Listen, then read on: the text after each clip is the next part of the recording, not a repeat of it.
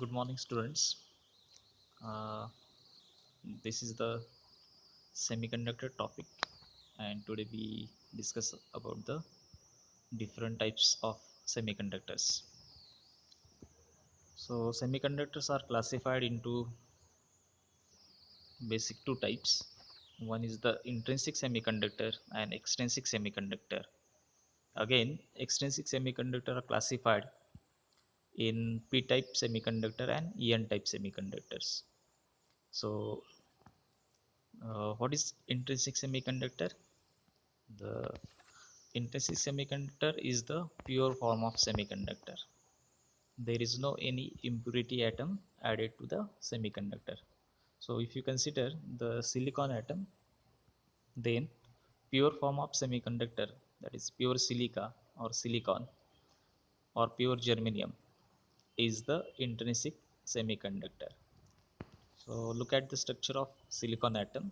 So all silicon atoms are stable and they make their octet by sharing the electrons, so that atoms are stable, and this is the silicon structure.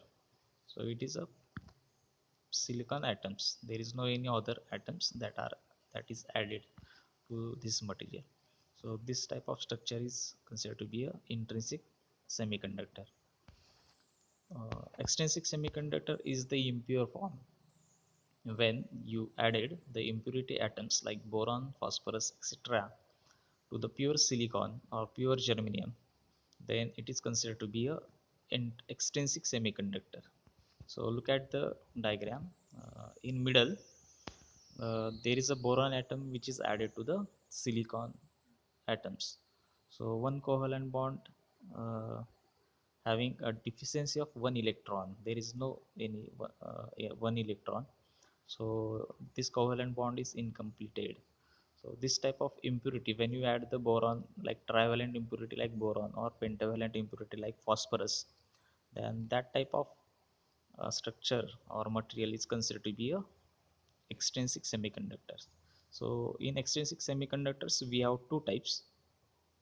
One is p-type semiconductor and another one is the n-type semiconductor. So if we added the impurity atoms like boron, like this is a trivalent impurity atoms like boron. So the structure is looking like this. So there is one electron is absent or deficiency of one electron. So one covalent bond is partially completed and it can accept the electron from other atom. So this type of material, p-type semiconductor, can accept the one electron from other atoms, so that it is considered to be acceptors. Then n-type semiconductor, n-type semiconductor, in which we are adding the pentavalent impurity atoms to the pure silicon or pure germanium. So what is happen here, when you consider there is arsenic type of impurity atoms having 5 electron in its valence orbit. So with the germanium atoms, it share the 4 electrons of arsenide, and one electron is excess. So this excess electron is considered to be a free electron, and it can be donated to the other atom. So it is considered to be a donor. So it is not n for negative, it is n for donor. And here it is p for not positive, it is p for acceptors. So these are the types of semiconductors. Now we have the p-n junction. So what is p-n junction? When we have the types of materials, like p-type semiconductor material is there and n-type semiconductor material is there. When we are connecting two materials together, then there is a formation of p-n junction. So this p-n junction is formed when we are adding the two materials, or when we are connecting the two materials with the different processes, like alloy junction, then ion implantation, ground junction, diffused junction. There are different types of processes to make this p-n junction. So actually definition is the border between p-type and n-type semiconductors is the p-n junction.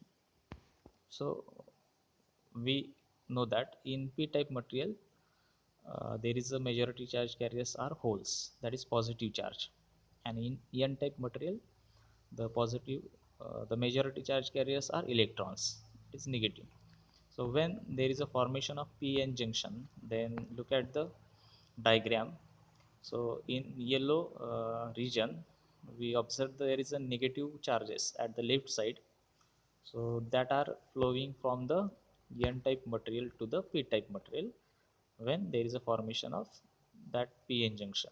Similarly, the empty holes that are flow from that p-type semiconductors to the n-type semiconductor material, and it get the positive charge. So the positive charge in yellow region is uh, the holes which are coming from the p-type material into the n-type material when there is a formation of p-n junction. So this yellow region is depletion region where the negative charges are collected or negative charges are implanted from the n-type of semiconductor region to the p-type semiconductor region. Similarly, holes are depleted from p-type semiconductor to the n-type semiconductor. So this is the p-n junction. It is border between p-n junction or p-type and n-type material called as the p-n junction. So it is formed by the different processes or different methods. So alloy junction is of the method in which we have the substrate of n-type semiconductor on which we place the indium, pellet of indium, and this material is heated to the temperature uh, around 400 degrees Celsius. And then when the indium is melted, then it gets mixed with the n-type semiconductors and it forms the p-type semiconductor, since indium is a trivalent impurity atoms and which makes the p-type semiconductor material inside the n-type material. So this square type of region is actually p-type material, and the border of that square material, shadow material, is considered to be a p-n junction. So we have again different processes like Groen junction, ion implanted junction, and diffuser junction. So this is the formation of p-n junction. Then when the diode is formed or p-n junction is formed, it has the depletion region. It has a depletion region. So negative ions and positive ions they are shown here in depletion region. So it is named as a wide depletion region. So when we have the depletion region, it acts as a capacitor. So plates are nothing but the p and n type materials, and these negative and positive ions they acts as a electrolytic material, and the width of that depletion region is nothing but the distance between the plates of capacitor. So we already known that the capacitance C equal to or Cj equal to dq by dv. What is dq by dt? dv. Dq is nothing but the change in charge, and dv is nothing but the change in voltage. So we already know that the capacitance C equal to q divided by v, charge stored to the voltage applied. So when we have the charge of 1 coulomb and after applying of 1 voltage, we get the charge of 1 coulomb. At that time we have the capacitance of 1 farad. So unit of capacitance is the farad, and here Cj is the junction capacitance, dq is the change in electric charge, and dv is the change in voltage. So voltage is applied across the p and n type of materials, so we can consider to be a voltage dp here. So it can be the capacitance of this junction can be calculated by using this formula, Cj equal to epsilon A divided by W. So what is epsilon? Epsilon is the permittivity of the semiconductor material. So It is the ability of semiconductor material to store the charge. Permittivity is nothing but ability of that semiconductor material to store the charge. A is the cross section area. When we cut this semiconductor material, so sometime we have the cylindrical type of structure of p-n junction diode, so we get the circular area. So pi r square is the formula for finding the area of circle. So from that formula we can find out the area of cross section. So this is the area of plate actually. W is the distance or is the width between depletion region. So here we look at the wide depletion region. So this is the width. Generally it is in micrometers, 2 or 3 micrometers. So from that different values we can easily find out the junction capacitance. So this is the junction capacitance. What is the effect of junction capacitance? When you apply the reverse voltage, so when you apply the reverse voltage, the depletion region width is goes on increasing. Depletion region width goes on increasing. So width parameter is goes on increasing. So W parameter is increasing. So obviously the capacitance is decreasing. So this is the main basic uh, reason for which we have this type of topic.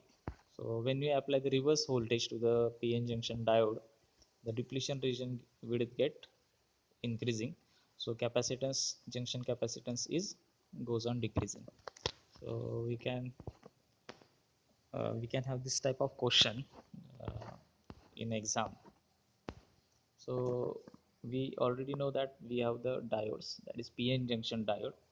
And when we have the diode, we also know about the current flowing through the diode. What is the equation for current flowing through the diode? So id is the current through the diode, which is equal to the I0, that is saturation current. Actually is I0 is the saturation current, then in bracket e raised to Vd uh, eta Vt minus 1. So we have the Vt is there, so Vt is equal to Kt upon Q, called as the thermal voltage. So thermal voltage can be find out using this formula Kt upon Q.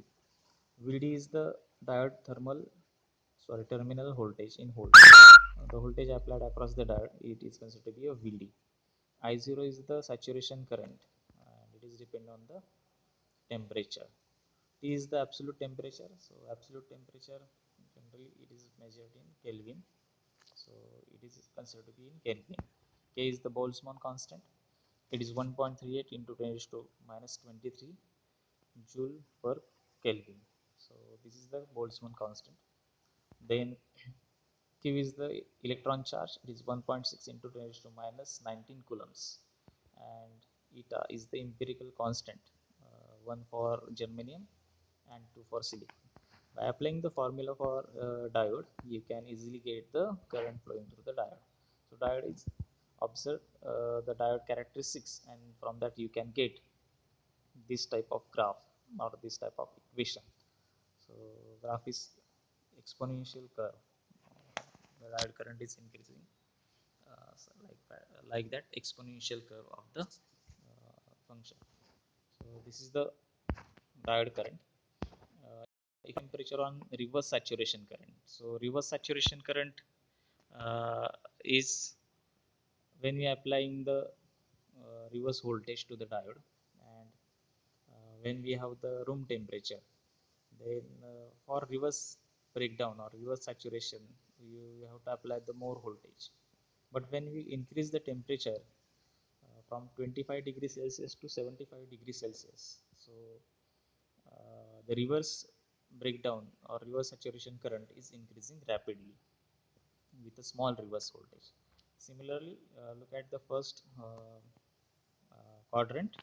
So at 25 degrees Celsius for a diode, that is new voltage is something greater than the 75 degrees Celsius. And for that, when we apply the temperature like 75 degrees Celsius, then knee voltage is also decreasing, and uh, for low voltage the diode can be conduct, and forward current is also increasing with a small voltage. So when you increase the voltage, when you increase the temperature, then the reverse current, reverse saturation current and forward current of diode is increasing with a application of small voltage.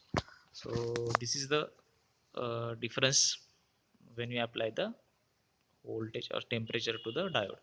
So this is the some introduction about the first topic of the PN junction diode.